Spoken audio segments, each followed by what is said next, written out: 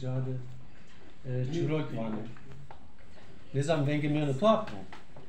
Babamın kulaklığı bozuldu ne yazık ki. Çok iyi duyan yok biraz. Emlik vengimi teni kilmiyor. Biletmeye gereken o. Bazen şımari sıfte erüzü mesoloka baba Hıdır ders çıkırını. Baba Hıdır peki Erzingan o. Roji piyede ciravanu ki vanu Hıdır'ın mı? Hani ponç kahta bize şu Erzingan aksata bükü. Ama ona kitne işi Erzingan raysera judeo asla şu adeo deo de veyve asla. Çünkü panotek mabera berze konça veyvi ser.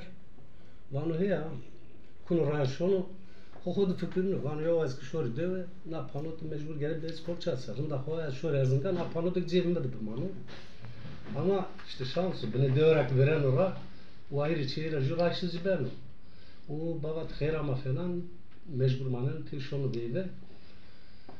Ekşon hoca tabi naskeni davulcu ve zurnacı vermeyeceğini zurnacı zurnağındaki ciravan çok ya yani ver goşidi ben çok van baba tori çibizin van mire havai vaylimine bizim